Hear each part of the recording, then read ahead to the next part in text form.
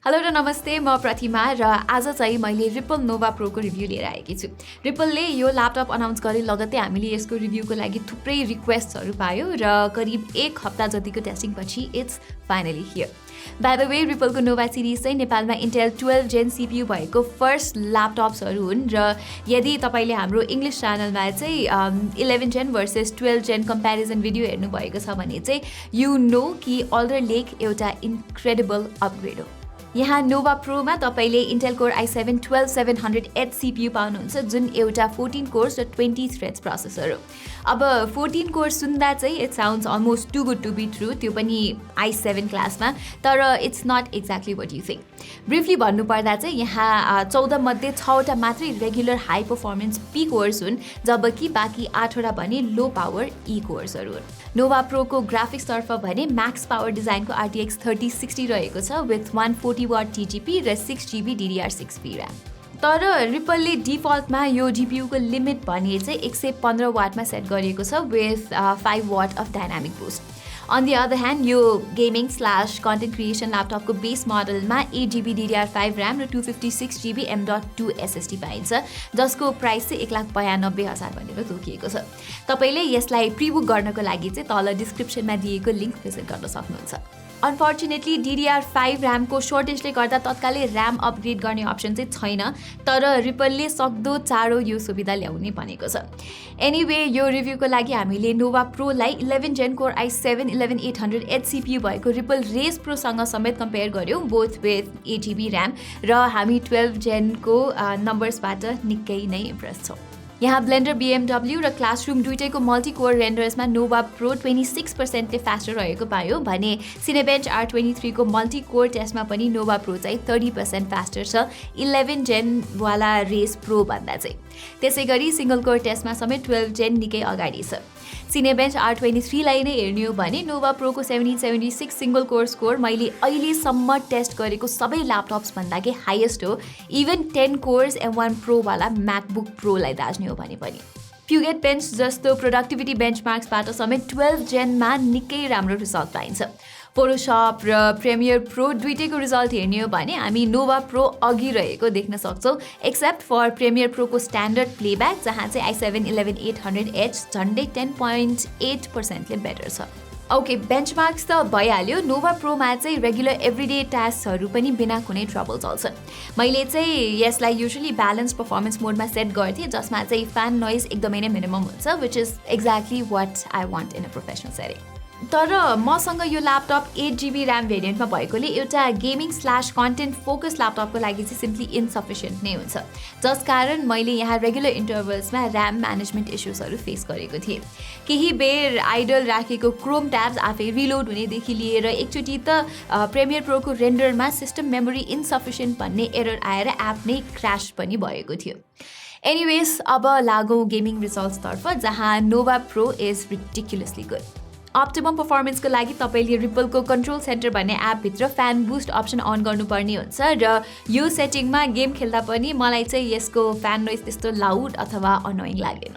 CSGOमा very high सेटिङ्समा खेल्दा मैले 312 average FPS पाएको थिएँ, जसमा चाहिँ 1% र 0.1% लोस चाहिँ अराउन्ड 135 र 49 FPS थियो। यसै गरी FIFA 22 को अल्ट्रा प्रिसेटमा it delivers 194 FPS on average र 1% र 0.1% लोस पनि रिस्पेक्टेबल नै थियो। GTA 5 पनि यहाँ हाई ग्राफिक सेटिङ्समा मजाले प्लेबल छ, जस अन्तर्गत मैले 105 एभरेज FPS पाएको थिएँ। अलिक ग्राफिक्स डिमान्डिङ गेम्सतिर लाग्ने हो भने साइबरपङ्क 2077 को अल्ट्रा टेक्स्चर र RTX अल्ट्रा प्रिसेट अन्तर्गत गेम प्ले एकदमै नै अनप्लेबल भएको हुनाले मैले ग्राफिक्सलाई मिडियम र RTX अफ गर्दा औसतमा 75 FPS पाएँ। लाइकवाइज नोभा प्रोले कन्ट्रोलको म्याक्स सेटिङ्समा 41 एभरेज FPS डिलिभर गर्दा मिडियम सेटिङ्समा भने चाहिँ स्टेबल 57 FPS म्यानेज गर्न सक्छ। त्यसै गरी हिटम्यान 3 र बोर्डरल्यान्ड्स 3 को अल्ट्रा सेटिङ्समा पनि तपाईँले 60+ एभरेज FPS पाउन सक्नुहुन्छ। ओके, रिलायबल गेम प्ले त भइहाल्यो। यो ल्यापटपको थर्मल पर्फर्मेन्स पनि मलाई उत्तिकै इम्प्रेसिभ लाग्यो। यहाँ साइड्स र ब्याक फ्रेम्स गरी टोटल 4वटा एक्जस्ट भेन्ट्स छन् भने तल्लो भागमा चाहिँ एयर इन्टेक भेन्ट रहेको छ। मेरो गेमिङ सेसन्समा मैले यहाँ म्याक्स CPU र GPU टेम्परेचर 90 डिग्रिज र 86 डिग्रिज रेकर्ड गरेको थिएँ, तर ल्यापटपको सर्फेस टेम्परेचर भने चाहिँ एकदमै नै कम्फर्टेबल नै थियो। यसमा हिट मोस्टली यो बिचको T/G एच किबोर्ड एरियातिर लोकलाइज हुन्छ, सो म जस्तो WASD गेमरको लागि चाहिँ this was no trouble. Performance बाहेक नोभा प्रोको display is pretty great as well. यस त्यो bottom bezel looks a bit ugly, तर यो 15.6 इन्चेस 2K स्क्रिनले धेरै कुरा अफर गर्छ। रिपलको अनुसार यो डिस्प्लेमा 100% sRGB कलर ग्यामेट रहेको छ र हाम्रो स्पाइडर प्रोको मेजरमेन्ट अनुसार चाहिँ we found that to be true. यसकारण यहाँ कलर्सहरू भाइब्रेन्ट र शार्प देखिन्छन् भने यसको 1100:1 contrast ratio is quite commendable as well. त्यसै गरी यसको ब्राइटनेस चाहिँ अराउन्ड 335 निट्स रहेको छ, सो यो ल्यापटप घरभित्र चलाउन चाहिँ पर्फेक्ट नै छ र यसको म्याट कोटिङले गर्दा वरिपरिको लाइट सोर्सेसहरूबाट पनि खासै रिफ्लेक्सन्स पनि आउँदैन। अब फेरि यो ल्यापटपलाई आउटडोर्समा चलाउनुहुन्छ भने चाहिँ readability could be a slight concern, तर गेमर्सहरूको लागि चाहिँ त्यस्तो ठुलो चिन्ताको विषय होइन। अनि साँच्चै मैले यो स्क्रिनको MPRT रिस्पोन्स टाइम 5.6 मिली सेकेन्ड्स रहेको पाएँ, जुन एउटा 165 हर्ट्ज प्यानलको लागि well it's not the fastest, तर मेरो गेमिङ सेसन्समा इमेज पर्सिस्टेन्स जस्तो आर्टिफ्याक्ट भने चाहिँ मैले नोटिस गरिनँ। नोभा प्रोको भ्युइङ एङ्गल्स पनि राम्रै नै छ, तर डिस्प्लेमा चाहिँ एउटा सानो इस्यु चाहिँ हाम्रो युनिटको टप लेफ्ट र बटम राइट एजतिर भने अलिअलि IPS ग्लो रहेछ, तर अँध्यारोमा हेऱ्यो भने मात्रै त्यो नोटिसेबल हुन्छ, सो त्यस्तो चिन्तै लिनुपर्ने कुरा चाहिँ होइन। ओके, अब डिजाइनतर्फ लाग्नु पर्दा रिपल नोभा प्रोको लुक्स र build quality is pretty standard. यसको मेटालिक लिड बाहेक रेस्ट अफ द बडीमा भने तपाईँले प्लास्टिक कन्स्ट्रक्सन पाउनुहुन्छ। यी सबै सर्फेसमा चाहिँ म्याट फिनिस छ र यहाँ फिङ्गरप्रिन्ट्स र स्मजेस भने अलिकति सजिलै बस्ने गर्छ। यसको हिन्ज पनि मलाई स्टडी नै लाग्यो, तर 180 डिग्री फ्ल्याट चाहिँ यो बस्दैन।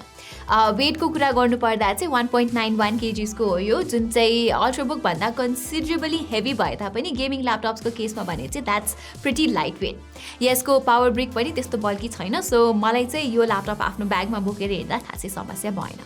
गेमिङको साथसाथै रिपलले यो एउटा क्रिएटर ल्यापटप भनेर पनि एडभर्टाइज गरिरहेछ र त्यसकारण पोर्ट सेलेक्सन चाहिँ तपाईँले यहाँ धेरै नै पाउनुहुन्छ। यहाँ राइटपट्टि चाहिँ तपाईँले दुईवटा USB 3.1 Gen 1 टाइप A सँगै एउटा फुल साइज SD कार्ड रिडर पाउनुहुन्छ। पछाडि चाहिँ एकवटा USB 3.1 Gen 2 type C, HDMI 2.1, RJ45 र पावर कनेक्टर पोर्ट रहेको छ भने लेफ्ट साइडमा एउटा USB 2.0 टाइप A सँगै सेपरेट माइक इन र अडियो आउट कनेक्सन्सहरू रहेका छन्। All this sounds good enough, तर रिपलले USB 3.2 Gen 2/2 भर्जन युज गर्नुको साथसाथै मेबी यहाँ एक दुईवटा एडिसनल USB-C कनेक्सन्स प्रोभाइड गरेको भए चाहिँ it would have been much more useful for creators. त्यसै गरी मलाई यो किबोर्ड पनि खासै मन परेन। अल्दो यसको की ट्राभल डिस्टेन्स ठिकै छ, तर फिडब्याक भने चाहिँ अलिकति चिप र रबरी फिल हुन्छ र तपाईँले देख्न सक्नुहुन्छ कि यहाँ किजहरूको स्पेसिङ अलिकति वाइडर छ, सो धेरैचोटि चाहिँ मैले टाइप गर्दाखेरि केही किजलाई मिस नै गरेको पनि छु। प्लस स्पेस की बाहेक अरू किजहरू त्यस्तो ऱ्याटल नगरे पनि यिनीहरूको ओभरअल साउन्ड प्रोफाइल चाहिँ अलिकति नोइसी नै लाग्यो मलाई। एज युजुअल रिपलले यहाँ पनि single John RGB lighting provide गरेको छ with 4 levels of back lighting, जुन चाहिँ अँध्यारोको टाइममा चलाउनको लागि चाहिँ इट्स मोर देन सफिसियन्ट। ट्र्याकप्याडको कुरा गर्नुपर्दा यसको रिस्पोन्स इज गुड इनफ र यसमा विन्डोज प्रिसिसन ड्राइभर्स रहेको छ, जसले गर्दा पिन्च अनि जुम र मल्टी फिङ्गर जेस्चर्स जस्ता एक्सन्सहरू they work perfectly. It's just कि यहाँ भएको इन्टिग्रेटेड लेफ्ट र राइट किजहरूको travel distance is a little too deep, जुन अल्टिमेटली रबरी फिल हुन्छ।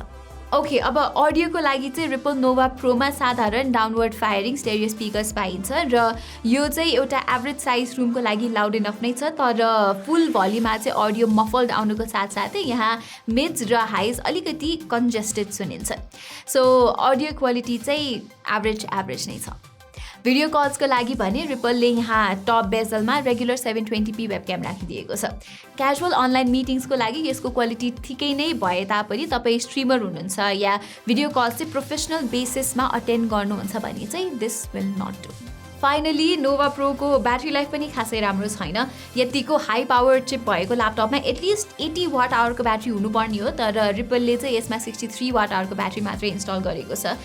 मैले चाहिँ यहाँ अभाइलेबल 3वटा ब्याट्री प्रोफाइल, ब्यालेन्स्ड, इन्थुजियास्ट र ओभर बुस्टमा चलाउँदाखेरि रफली 1 घन्टा र 30 मिनटदेखि म्याक्स 2 घन्टाको स्क्रिन अन टाइम मात्रै पाएको थिएँ, त्यो पनि केवल लिब्रे अफिसमा डकुमेन्ट एडिट गर्नुको सँगै क्रोममा 5-6वटा ट्याब ओपन गरेको थिएँ एन्ड द्याट्स इट। तर यस्तो टेरेबल ब्याट्री लाइफको prime culprit is something else है। गेमिङ पर्फर्मेन्समा कुनै बोटलनेक नआओस् र बेस्ट पोसिबल FPS पाइयोस् भन्ने हिसाबले most of the time laptop म्यानुफ्याक्चररले चाहिँ मक्स स्विच इनेबल गरेको हुन्छ, विच मिन्स कि integrated GPU is disable. So मैले चाहिँ बायोसमा गएर मक्स डिसेबल गरी iGPU पनि एक्टिभ गरेर चलाउँदाखेरि चाहिँ ब्याट्री लाइफ अलिकति इम्प्रुभ भयो from 1.5 hours to 2.5 hours. So यो भिडियोलाई कन्क्लुड गर्नुपर्दा सानोतिनो सर्टकमिङ्सलाई साइडमा राख्ने हो भने रिपल नोभा प्रो स्टिल 2 लाखभित्र नेपालमा पाइने एउटा एक्सलेन्ट गेमिङ ल्यापटप हो। यसको पर्फर्मेन्सदेखि लिएर डिस्प्ले र cooling solution all are top notch. र बजारमा अभाइलेबल अरू अप्सन्स हेर्ने हो भने most of them are running on old hardware, especially the CPU। So रिपलको यो नोभा प्रोमा चाहिँ पर्फर्मेन्स र इभन प्राइसिङको हिसाबमा कम्पेटिटिभ एडभान्टेज चाहिँ छ। तर यति भन्दै गर्दा यसको बेस भेरिएन्टमा चाहिँ जम्मा 8GB ऱ्याम र 256GB SSD हुनु भनेको चाहिँ एउटा दुःख लाग्दो कुरा हो, किनभने that's just not enough for gamers or content creators.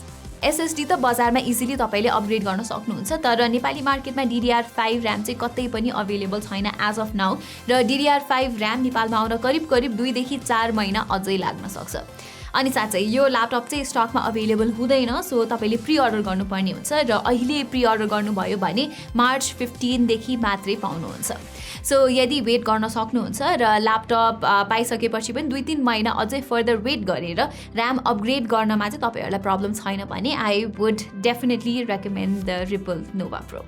So guys, यही नै थियो हाम्रो रिपल नोभा प्रोको फुल रिभ्यू। तपाईँहरूलाई यस्तै फोन्सहरूको, ल्यापटप्सहरूको र ग्याजेट्सहरूको इन जेनरलमा भिडियोजहरू हेर्न मन लाग्छ भने चाहिँ हाम्रो ग्याजेट बाइट नेपाली च्यानललाई सब्सक्राइब गरेर बेल आइकन थिच्न नबिर्सिनु होला। यति भन्दै म प्रतिमालाई बिदा दिनुहोस्। धन्यवाद।